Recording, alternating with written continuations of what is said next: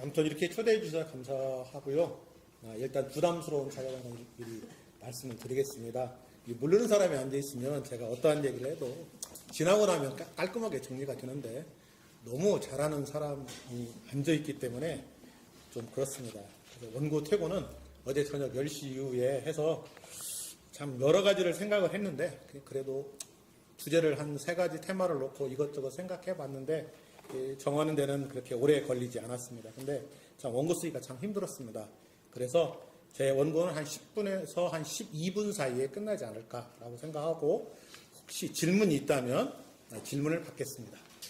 시작하겠습니다. 우리나라는 교인수 100명 이하를 소형교회로 정의하고 있습니다.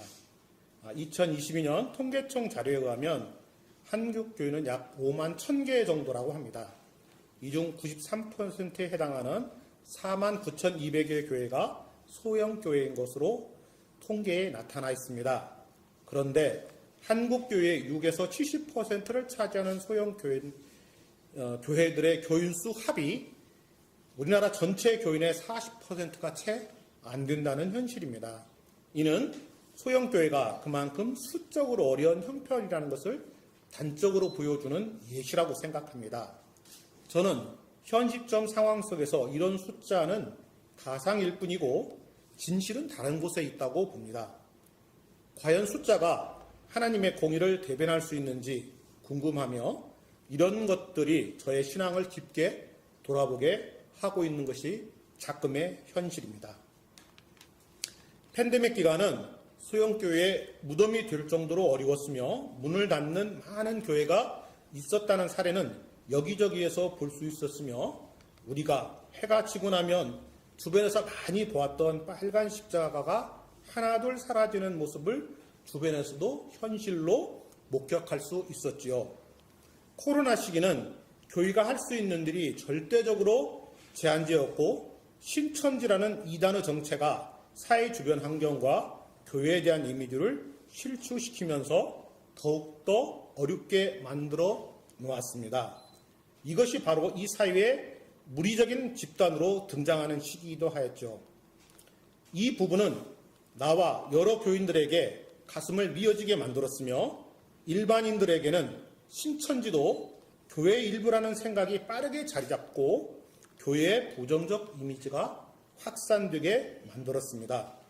이 코로나 시기에 점점 작은 교회는 사라지고 온라인 예배가 더욱더 성도들을 대형 교회로 집중하게 만들고 성도가 없는 교회는 점점 사라지는 지경에 이르게 되었습니다. 이 어렵고 힘든 시기에 보금자리 교회는 창립을 하고 이런 어려운 환경을 잘 이겨내고 지금까지 지탱하고 있다는 사실만으로도 너무 감사하고 대단하다고 생각하면서 나눔을 열어가도록 하겠습니다. 지금 이 발표 내용은 보금자리 교회의 가치에 대해 다시 생각할 필요가 있는지에 대하여 우선적으로 접근하였다는 말씀을 먼저 드리고 시작하겠습니다. 저는 작은 교회의 가치가 교회의 공공성을 구현하는 데 더 적절한 환경과 구조를 가지고 있다는 전제를 바탕으로 우리가 나가야 할 길을 3가지 측면으로 발제하고자 합니다. 첫째, 작은 교회는 우리 교회의 공동체성의 구현이 아주 잘 이루어진다는 점입니다. 교회는 규모가 작기 때문에 공동체의 필수 여건인 대면의 친밀한 인격 관계를 형성하는 데 아주 적합하지요. 작은 교회는 익명성을 보장하지 않기 때문에 교인들이 다른 공동체 구성원들에게 스스로를 개방하고 노출시킬 수밖에 없습니다. 이는 보다 더 인격적인 교제가 가능해지고 있다고 생각합니다. 대형교회는 구역이 나눠짐으로써 분절화되고 단절될 수밖에 없는 교육 구조인데 작은 교회는 남녀노소를 어우러서 교제하고 활동할 수 있다는 큰 장점이 있습니다. 이것이 더 신앙 공동체에 적합한 모습으로 보인다고 생각합니다. 이 부분을 다른 측면으로 한번 생각해 보면 작은 교회에 등록한 성도들에게 이런 교회 공동체적 이런 교회 공동체를 잘 설명하고 이해할 수 있는 방향이 있는지를 우리는 고민해야 된다고 생각합니다. 더욱이 이들은 점점 개인주의와 혼자 살아가는 방법에 익숙한 사람들이 많이 있기 때문이라고 생각합니다. 예루살렘에서 시작된 복음은 동역사역과 코이노니아, 즉 교제를 밑바탕으로 땅끝까지, 지구 끝까지 전파되어져서 현재 우리에게 이르렀다고 봅니다. 이런 복음이 지금은 방향이 조금은 변해야 되고 생각과 나눔의 방법도 다양해져야 된다고 생각합니다. 특히 개인 생활 및 개인 정보에 대한 비밀성과 성도의 동질성의 문제를 어떻게 봐야 될지 우리가 고민이 되어지는 부분이라고 합니다. 이런 관점이 보금자리 교회가 어떠한 방향으로 가야 하는지를 대변할 수 있는 부분이라고 생각합니다. 좀 더 깊게 생각해 보면 현재 우리 구성원들이 이들을 품고 교회 가치를 실현할 수 있는지를 심도 있게 고민하고 생각을 나누어야 한다고 생각합니다. 지금 우리 구성원은 복음의 진리가 자유를 주었지만 다른 사람들에게 이러한 행복을 어떻게 언제쯤 나누어 줄 수 있는가를 생각해 보아야 합니다. 이런 부분에 변화가 없으면 현재 상태는 지속적으로 이어질 수밖에 없다고 생각합니다. 둘째입니다. 공동체 구성원 모두가 역동적인 참여를 할 수 있다는 부분입니다. 큰 교회는 참여자가 소수에 제한되는 특성이 있습니다. 전체 교회는 20%만 적극적으로 활동하고 나머지 80%는 마치 손님과 같이 소극적으로 남아있는 경향이 있습니다. 작은 교회는 모든 교인들의 잠재력을 발휘할 여건이기에 다수 참여와 과정의 의미를 경험할 수 있다고 생각합니다. 복음자의 교회 사례는 교회 재정 공개와 민주적인 의사 구조 결정 과정이라고 저는 단언할 수 있습니다. 이 부분은 어떠한 교회도 쉽게 할 수 있는 교회 환경과 구조가 아니기 때문입니다. 단언컨대 이는 보금자리 교회의 공공성과 정체성에 있어 부분은 최고라고 말할 수 있습니다. 다른 측면입니다. 이런 점들이 교인들을 전도하고 같이 할 수 있는 확장성이 부족한 점으로 현재는 나타나고 있다는 것입니다. 그리고 이 점이 굉장히 아쉬울 뿐입니다. 또한 교회 복음 사역의 정체성이 무엇으로 정해야 할지 고민이 되어지는 지점이기도 합니다. 이를 되돌아볼 수 있는 것은 교회 재정과 밀접한 연관이 있다고 봅니다. 이 교회는 재정의 투명성을 바탕으로 내적으로 단단한 구조를 가지고 있다고 저는 생각하고 있습니다. 이 상황은 관심 있는 외부 성도들에게는 든든한 믿음의 가치라고 봅니다. 그런 측면에서 자발성의 담보가 확보된 외부 헌금의 유입은 이 교회에 큰 유의미한 의미를 부여하고 있다고 생각합니다. 이를 바탕으로 교회로 나아가야 할 방향이 무엇인지 서로 의견을 나누고 공유하며 다른 교회와의 차별성이 무엇인지 방향을 설정할 수 있다고 저는 생각합니다. 교회 역동성은 주일학교와 청장년층이 적극적인 참여를 생각할 수 있는 것이 보통의 의견이고 지배적인 견해입니다. 그런데 이 부분은 분명한 이중성이 있습니다. 역동성을 담보로 한 확장되기 위해서는 앞에서 피력한 교회 재정과 아주 밀접한 관계가 있습니다. 말은 쉬워도 이를 어떻게 실현하고 풀어나가야 하는지는 우리가 생각해 보아야 합니다. 현재 보금자리 인적 구성으로는 어려운 현실이라고 생각하며 든든한 교회 재정도 잘못하면 압박으로 다가올 수 있는 부분이기도 합니다. 지금 보금자리 교회 여건은 청장년층 중심의 지금 보금자리 교회의 여건은 장년층 중심의 환경이지 청소년과 청년들을 위한 환경은 어렵다고 보고 있기 때문입니다. 저는 이 시간에 함께한 성도들과 교역자들이 한 번은 긴 시간 의견 교환을 통하여 교회 역동성을 어떻게 펼쳐가야 할지 나누는 시간에 마중물이 되기를 소망합니다. 셋째입니다. 민주적 광장의 리더십을 통한 쌍방향 의사소통이 아주 깊게 존재한다는 것입니다. 위로부터의 리더십으로 대변되는 근대적인 리더십으로는 점점 더 불확실한 상황으로 변해가는 사회에 대응하기는 어렵다는 게 현실 사회의 모습입니다. 탈현대적 변화가 일어나는 상황에서는 거창한 사명선언이나 전략적 기획보다는 교회 안에 있는 평범한 사람들의 삶을 통해 우리들에게 일어나는 실제적인 변화에 주목하면서 교역자와 구성원이 함께 자기를 나름대로 대안을 마련해가는 아래로부터의 교회 사명운동이 더욱 공고히 다져질 수 있는 교회가 지속 가능한 기독교적 사명을 저는 감당할 수 있다고 보기 때문입니다. 보금자리 성경 공부는 다양한 질문적 상호 토론을 통한 신앙의 성화 단계에 이루어질 수 있다고 저는 사료하고 있습니다. 일방적인 목회자 중심 제자 양성 훈련은 신앙의 자기 정체성과 하나님께서 우리에게 주신 개인들의 자유의지가 소멸될 수 있는 아쉬운 부분을 내재하고 있습니다. 이 부분은 순간순간마다 일어나는 신앙적 영적 목마름을 해결할 수 있는지 생각하고 있으며 이 사회에 조명할 수 있는 가치를 창출할 수 있는 좋은 기회가 될 수 있는지 생각해 보기도 합니다. 저는 사복음서 강해 설교를 지속적으로 들으면서 동간복음과 요한복음의 차이는 어떻게 접근하고 나아갈 것이 있는지 매우 궁금했습니다.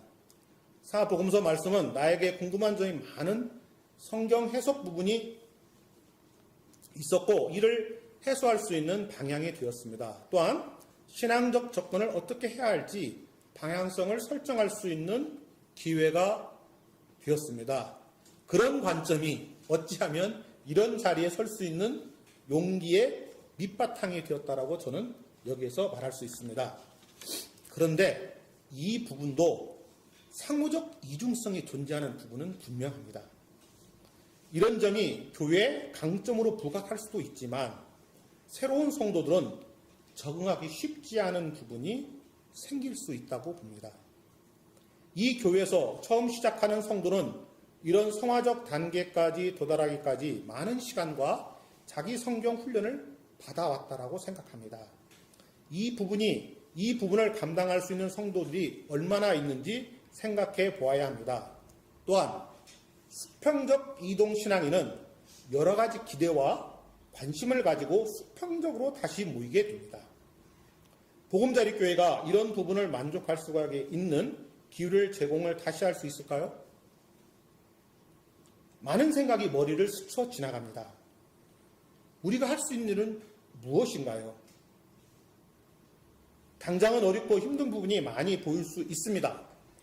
이런 부분은 돌아보고 상황을 정리해야 된다고 생각하며 강점을 부각할 수 있는 신앙적 공동체가 더 나은 신앙생활을 위해 필요하다고 봅니다. 작은 교회는 지역사회와의 접근성이라는 측면에서 교회의 공공성을 일으킬 수 있으며 새로운 기독관점 사유를 일으킬 수 있다고 봅니다. 또한 교인 증가수에 따른 교회 건축을 하는 대형 교회들의 추세와 반대로 작은 교회는 이 지역 사회 안에 있는 그것도 이렇게 많은 주변의 사람들이 살아가는 일상 속에서 살아가는 그 지역에 존재한다는 자체가 저는 큰 의미가 있다고 생각합니다. 작은 교회는 지역사회와의 심리적 장벽을 무너뜨릴 수도 있으며 지역 주민, 공공기관과의 연합적 생각과 활동으로 긍정적이고 유리한 측면으로 예수님의 사랑을 서서히, 천천히 젖을 수 있게 할 수 있다고 생각합니다. 이런 부분이 가시적으로 또 일어날 수도 있지만 이 지역에 살아가는 많은 사람들에게 내재적 관점으로 기독교를 생각할 수 있는 부분이 더 일어날 수 있는 부분도 있다라고 생각합니다. 발제를 정리하겠습니다. 저는 이 교회가 이러한 장점을 잘 이해하고 바람직한 방향으로 가기 위해서는 보금자리 교회로서의 자존감을 회복하고 지금처럼 작은 교회 정신을 추구하는 교회들이 네트워크를 형성하고 작은 교회의 문화를 형성하고 확산시킬 수 있는 역량을 키워갈 수만 있다면 이 교회는 이 사회에 미랄의 역할을 할 수 있다고 저는 생각합니다. 발제를 마치도록 하겠습니다. 지금까지 경청해 주셔서 감사합니다. 혹시 제 발제에 대해서 질문 있으면 질문 받도록 하겠습니다.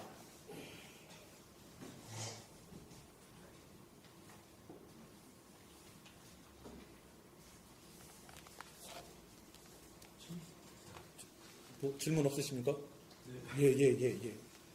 네, 오늘 쉽지 않은 자리이셨을 텐데 흔쾌히 수락해 주시고 좋은 말씀 교회 앞에 들려주신 주사님 다시 한번 감사를 드립니다. 그 말씀 중에 지금 우리 교회가 우리 사회의 현실이 개인주의가 만연하고 그래서 하나님을 믿는 많은 성도들도 익명성이 보장된 큰 교회로 가는 것이 편하고 쉽거든요. 그래서 그렇게 가는 그들의 입장을 전혀 이해 못하는 것은 아닙니다.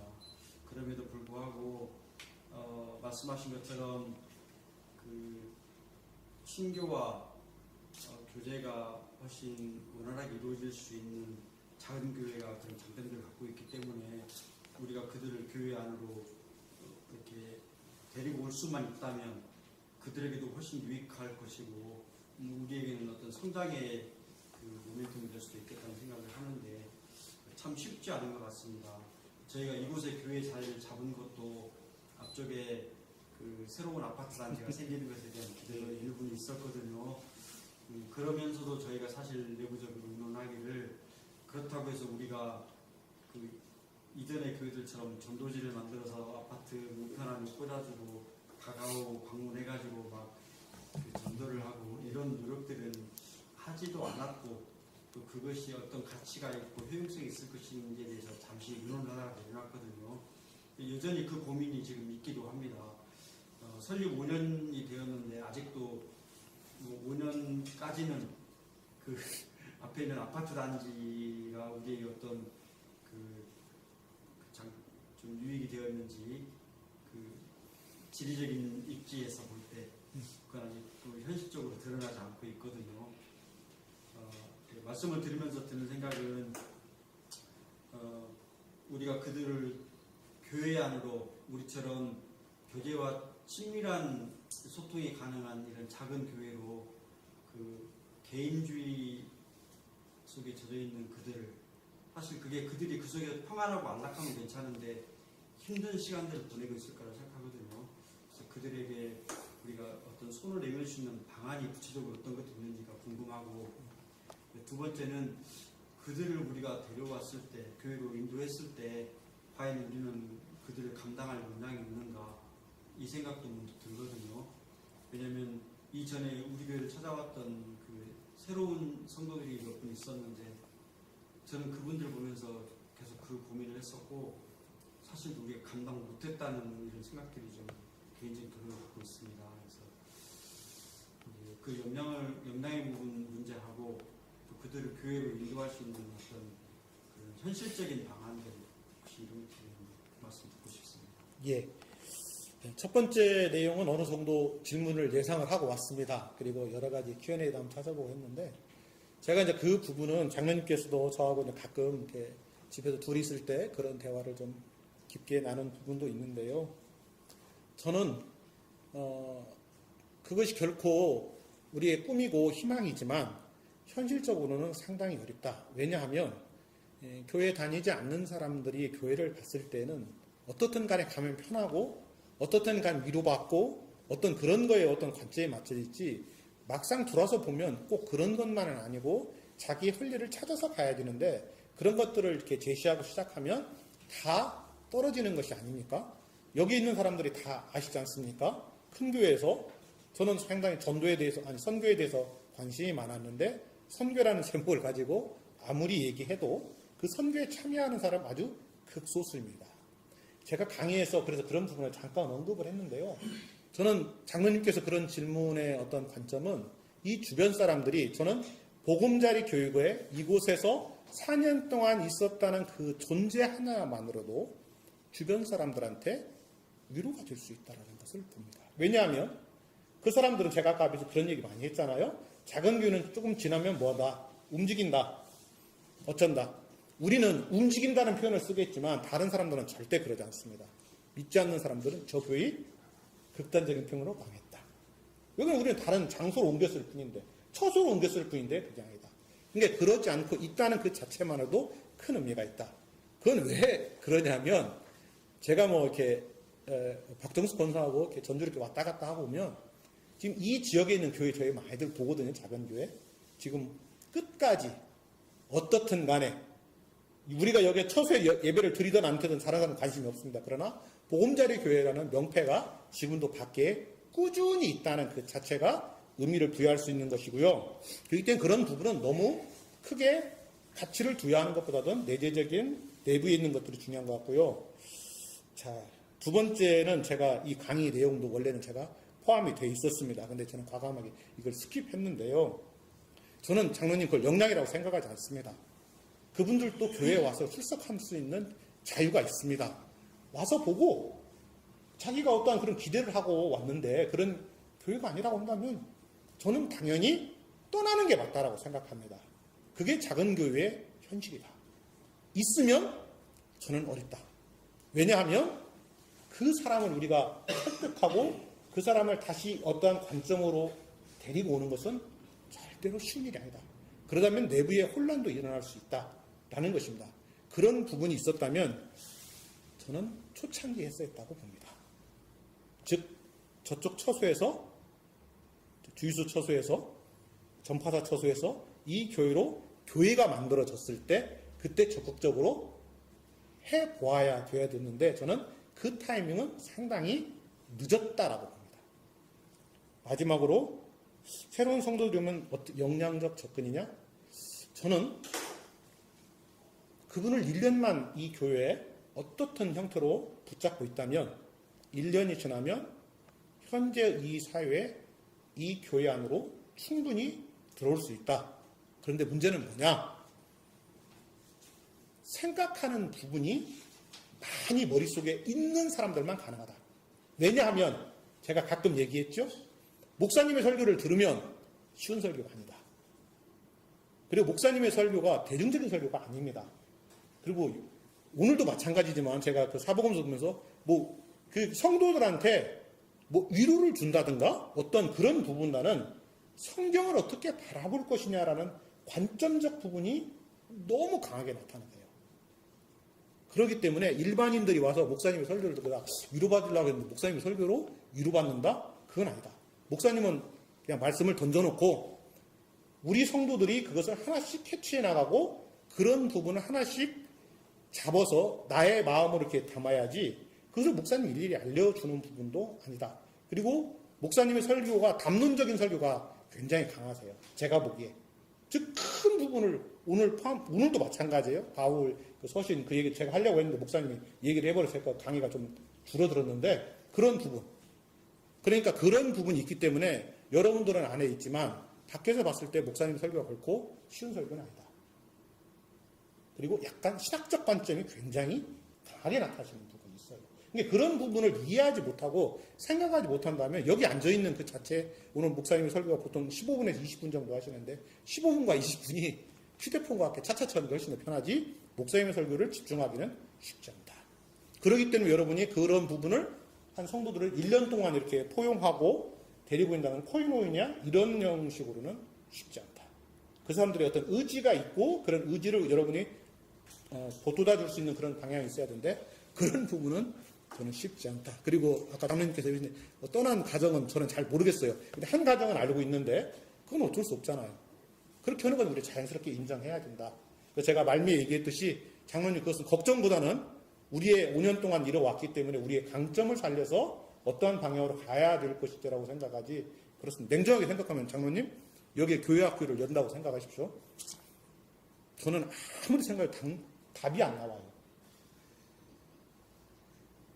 교회학교를 연다라고 생각하면. 자, 장로님 우리가 맨 처음에 그런 얘기 하셨죠. 장로님 이 교회 왔을 때 이 처회로 왔는데 어떤 사람들이 왔어요. 여기 와서 교회에 와서 기도하기를 바란다. 맞습니다. 과연 목사님이 저렇게 바쁘시고 목사님이 생활에 일주일 동안 이렇게 전념하면서 목회를 하시는데 과연 이곳에 와서 기도를 할 수 있을까요? 혼자? 좀 생각해 볼 여지가 있다고 생각합니다. 근데 그것은 우리 어떤 여러분들이 우리가 구성원들이 어떤 성화적 단계에서 상당히 높은 위치에서 바라보기 때문에 그런 것이 가능하지 처음 시작하는 사람들한테는 그런 건 쉽지 않다라고 생각합니다. 이 정도 하겠습니다. 예.